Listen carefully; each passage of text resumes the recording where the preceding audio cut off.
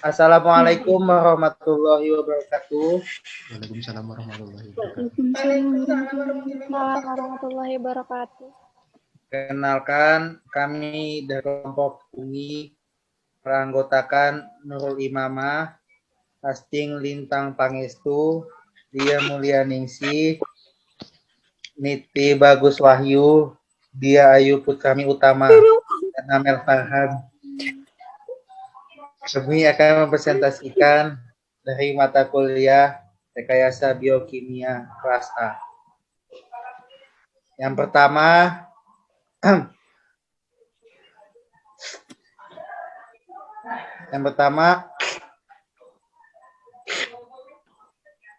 kami akan menjelaskan morfologi fungi. Jadi, fungi atau jamur merupakan mikroorganisme heterotrof yang tidak memiliki klorofil, berbentuk hifa atau sel tunggal eukariotik berdinding sel dari kitin atau selulosa. Ciri-ciri jamur secara umum yaitu tidak ada klorofil, umumnya dinding sel tersusun atas zat kitin, hidup di tempat lembab, memiliki hifa dan tidak memiliki hifa, mampu beradaptasi saat cuaca buruk, perkembangbiakan vegetatif dan generatif, cadangan makanan berbentuk oligogen, inti sel eukariotik, terdiri dari sedikit atau banyak sel, dan menghasilkan spora. Morfologi berdasarkan morfologinya, jamur dibedakan menjadi 3, yaitu hamir, kapang, dan cendawan.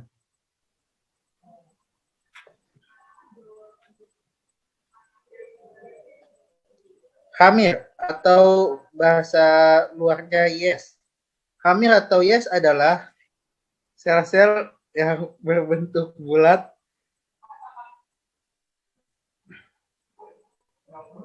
dan dapat bersifat dimorfistik, lonjong atau memanjang yang berkembang biak dengan membentuk tunas dan membentuk koloni yang basah atau berlendir.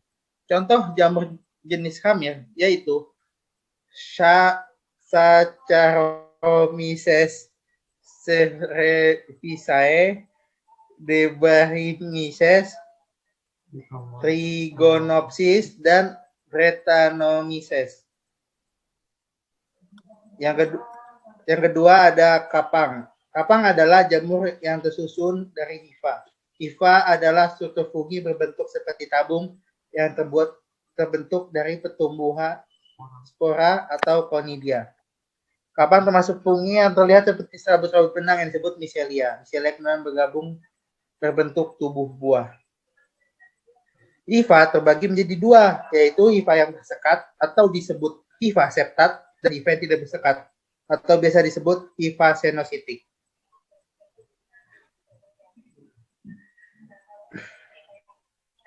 Hifa bersekat, jamur yang hifanya bersekat merupakan jenis jamur yang umumnya berinti 1 dan dapat disebut sebagai jamur monositik.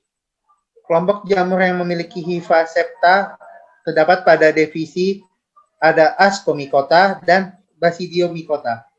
Hifa tidak bersekat atau asepta. Jamur yang memiliki hifa tidak bersekat merupakan jamur yang hifanya tidak mempunyai sekat atau spektrum. Inti selnya tersebar di dalam sitoplasma dan berinti banyak. Kelompok jamur yang memiliki hifa asepta yaitu Zygomycota. Ya, setelah ini akan dilanjutkan oleh teman saya yang bernama Dia Ayu.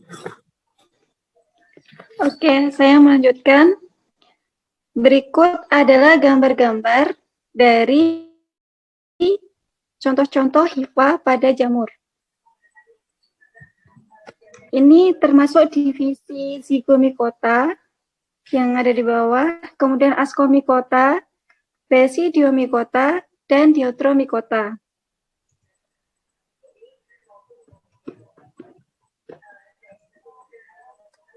Yang ketiga, namanya cendawan atau mushroom. Cendawan merupakan fungi multiseluler yang berbentuk tubuh buah yang tidak berklorofil dan berkembang biak dengan spora. Tubuh buah dari jenis jamur berbeda, yaitu ada tudung atau pileus, lamella atau gills, tangkai atau stipe, dan serta cawan atau volva. Adanya perbedaan ukuran bentuk dari peleus, warna, dan tangkai dapat memudahkan identifikasi dari suatu jenis jamur tertentu. Ciri-ciri jamur cendawan secara umum yaitu memiliki tubuh buah yang besar dan tampak pada permukaan tanah. Contoh cendawan yaitu ada jamur merang atau Volvariella volvaceae, jamur gutang atau Agricus biosporus. Untuk struktur dari cendawan dapat dilihat pada gambar.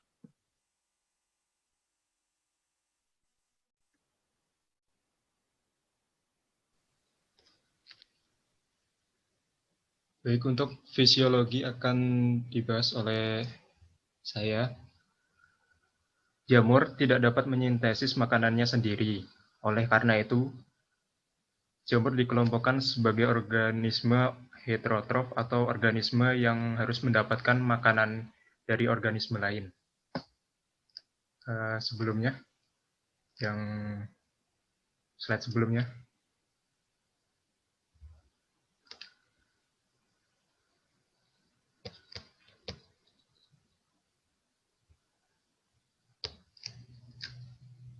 Halo, halo.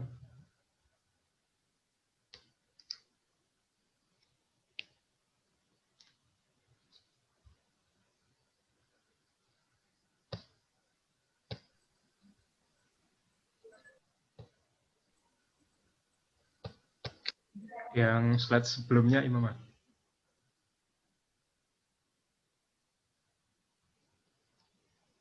Sebelumnya lagi. Nah, pada bahasan fisiologi fungi ini kita akan membahas mengenai metabolisme fungi, media pertumbuhannya, cara hidup fungi, dan faktor-faktor yang mempengaruhi kehidupan fungi itu sendiri.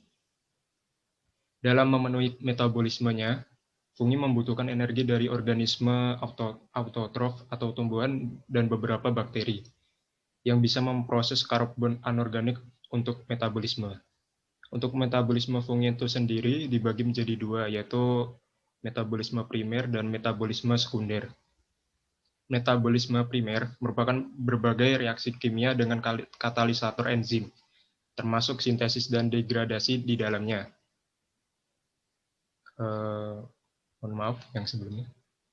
Untuk pembentukan energi dan berbagai senyawa intermediate bagi makromolekuler, utama seperti protein dan asam nukleat.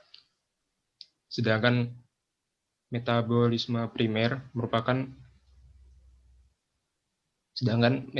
sekunder tidak berperan dalam penyediaan kebutuhan hidup jamur. Salah satu senyawa organik beracun hasil dari metabolisme sekunder jamur adalah mitotoksin.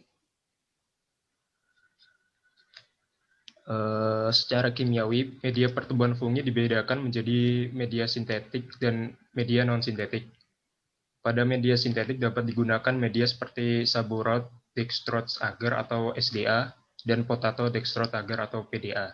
Media SDA merupakan media yang banyak digunakan di laboratorium.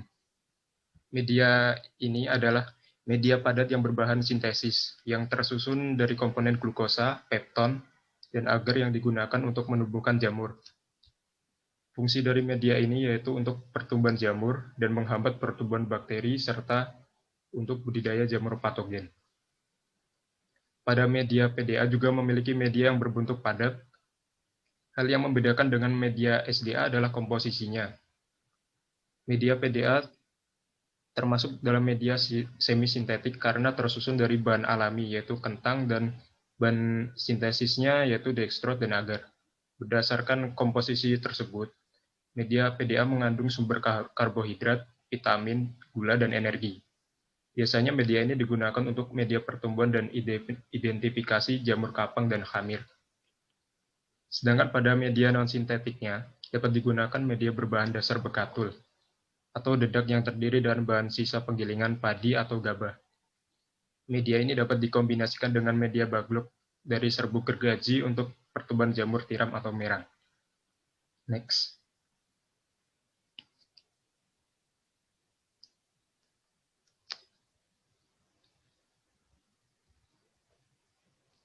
Boleh lanjut. Cara hidup jamur terbagi menjadi 3 macam. yaitu secara parasit, saprofit, dan mutualisme. Slide sebelumnya. Secara parasit, jamur akan menyerap makanan dari organisme hidup lainnya, seperti tumbuhan, hewan, atau bahkan jamur lainnya. Sari makanan akan diserap oleh jamur parasit dan akhirnya dapat menyebabkan kerusakan, bahkan kematian bagi organisme tersebut. Untuk mengambil nutrisi jenis ini, memiliki hifa khusus atau disebut dengan haustoria. Jamur yang hidup secara saprofit, artinya jamur tersebut memperoleh zat organik dari sisa-sisa organisme mati, seperti bangkai hewan dengan cara menguraikannya, yang kemudian akan diserap bahan organiknya. Dalam ekosistem, saprofit berfungsi sebagai decomposer, misalnya jamur kuping yang tumbuh di batang kayu yang sudah mati. Jamur yang hidup secara mutualisme merupakan jamur yang bersimbiosis dengan organisme lainnya yang saling menguntungkan. Contohnya dengan akar tanaman anggrek dan ganggang. Jamur jenis ini bersimbiosis pada organ akar tanaman tingkat tinggi dan membentuk mikoriza yang nantinya berperan dalam siklus hara. Next.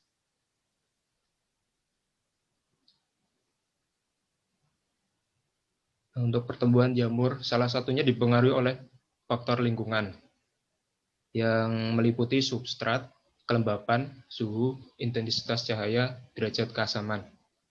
Untuk substrat, merupakan sumber nutrisi utama yang diperlukan fungi untuk tumbuh secara maksimal. Substrat dapat berubah menjadi nutrisi setelah fungi mengekskresi enzim ekstraseluler yang dapat mengurai dari senyawa kompleks menjadi senyawa yang sederhana. Namun dengan catatan bahwa fungi harus memiliki enzim sesuai dengan komposisi substratnya. Substrat bisa ditemukan pada pohon atau kayu yang setelah lapuk maupun sampah dedaunan yang sudah terurai dengan tanah, sehingga pada media tersebut fungi dapat tumbuh. Faktor kelembapan sangat penting bagi pertumbuhan fungi tingkat rendah, seperti Rhizopus yang memerlukan lingkungan dengan kelembapan 90%. Sedangkan jamur dari kelompok Hemomycetes dapat hidup dengan kelembapan lebih rendah, yaitu sekitar 80%, seperti Aspergillus, Penicillium, dan lainnya. Menurut Susilawati dan Raharjo, suhu yang dibutuhkan jamur dalam pembentukan tubuh buah jamur yaitu sekitar 16-22 derajat Celcius. Sedangkan menurut Carlile dan Watkinson, suhu maksimum untuk kebanyakan jamur untuk tumbuh yaitu berkisar antara 30-40 derajat Celcius dan optimalnya pada suhu 20-30 derajat Celcius. Intensitas dan lamanya penyinaran menentukan besarnya pengaruh cahaya terhadap jamur. Cahaya dapat menjadi faktor penghambat terhadap pembentukan struktur alat reproduksi atau spora pada jamur. Menurut Ganjar, derajat keasaman pada media atau substrat sangat penting untuk pertumbuhan jamur, karena enzim-enzim tertentu hanya akan mengurai substrat sesuai dengan aktivitasnya pada pH tertentu, yaitu di bawah 7. Namun terdapat jenis jamur tertentu yang membutuhkan pH yang lebih rendah dalam pertumbuhannya, yakni sekitar 4,5-5,5. Konsentrasi pH pada substrat dapat mempengaruhi pertumbuhan fungi meskipun tidak langsung, tetapi akan berpengaruh terhadap ketersediaan nutrisi yang dibutuhkan atau bereaksi langsung pada permukaan sel.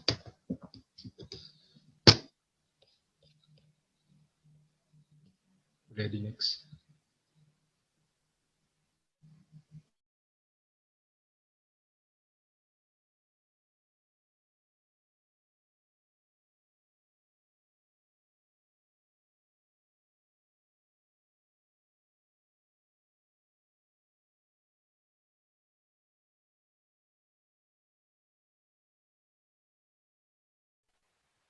Berikutnya yaitu sumber nutrisi dari fungi. Fungi membutuhkan senyawa-senyawa organik sebagai sumber energi dan juga untuk biosintesis senyawa-senyawa karbon. Berdasarkan hal tersebut, fungi juga disebut sebagai kemoheterofil.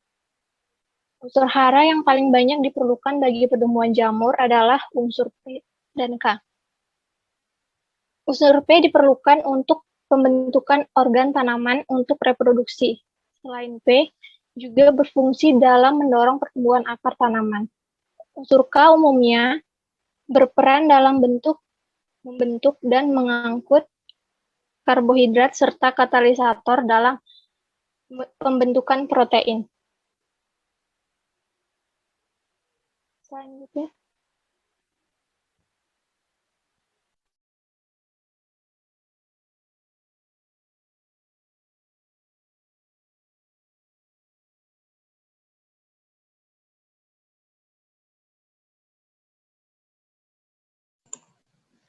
Reproduksi fungi dibagi menjadi dua, yaitu aksesual vegetatif dan seksual generatif.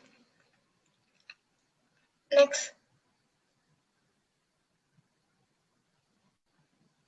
Reproduksi seksual. Pada reproduksi seksual, jamur merupakan jamur bersel satu yang dilakukan dengan cara pembentukan tunas yang akan tumbuh menjadi sebuah individu baru. Pada jamur multiseluler yang dilakukan dengan beberapa cara, yaitu fragmentasi atau pemutusan hifa. Potongan hifa yang terpisah kemudian akan tumbuh menjadi jamur baru. Pembentukan spora aksesual bisa berupa sporangiospora dan conidospora. Jenis spora seksual yaitu ada conidiaspora, sporangiospora, artospora, chlamydospora, peletospora, dan zoospora. Next. Reproduksi seksual. Jenis spora yang diproduksi pada reproduksi seksual yaitu ada ascospora, basidiospora, zygospora, dan oospora. Untuk reproduksi terdapat 3 fase, yaitu plasmogami, karyogami, dan meiosis. Reproduksi seksual dimulai dengan bertemunya 2 hifa homokariot yang bersesuaian dan melebur. Terjadi peristiwa plasmogami, membentuk satu kompartemen sel berinti 2 di kariot yang berbeda muatannya heterokariot. Next.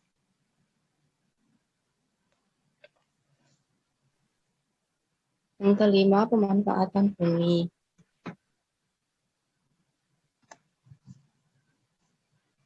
Pemanfaatan fungi di bidang industri yaitu ada 3. Yang pertama, industri kimia.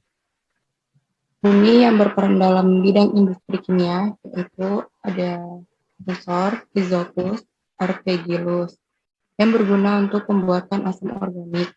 Yang kedua yaitu industri fermentasi dan bahan makanan dan minuman. Fungi yang berperan dalam hal tersebut yaitu Harpelogos wenti yang digunakan dalam pembuatan kecap atau tauco. Yang kedua, Rhizopus orzae dan Rhizopus oligosporus yang digunakan dalam pembuatan tempe. Yang ketiga yaitu Penicillium dan Requoforti. Penicillium camemberti digunakan dalam pembuatan keju dan yogurt. Yang keempat itu Saccharomyces cerevisiae yang digunakan dalam pembuatan tape dan minuman alkohol. Dan yang terakhir itu Aspergillus orzae yang digunakan dalam pembuatan roti dan sake. Yang ketiga yaitu di bidang industri farmasi. Fungi yang berguna dalam hal ini yaitu Penicillium notatum yang digunakan dalam antibiotik penicillin dan Ganoderma lucidium yang digunakan untuk bahan obat. Di bidang rumah tangga juga fungi juga berperan untuk olahan makanan dan dikonsumsi. Yang pertama yaitu jamur merang atau Volvarella volvaceae. Yang kedua jamur kuping atau Auricularia polstrica. Dan yang terakhir jamur shiitake Lentinus edudaceae.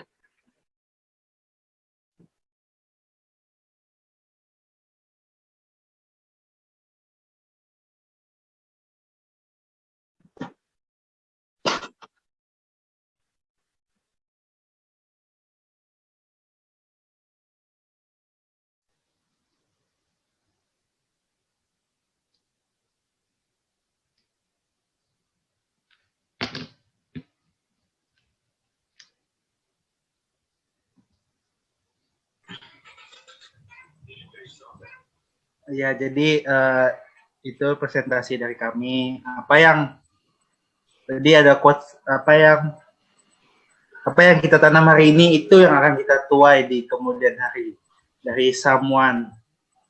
Ya, rakit-rakit dahulu, bersenang-senang kemudian. Terima kasih. Wassalamualaikum warahmatullahi wabarakatuh. Waalaikumsalam warahmatullahi wabarakatuh.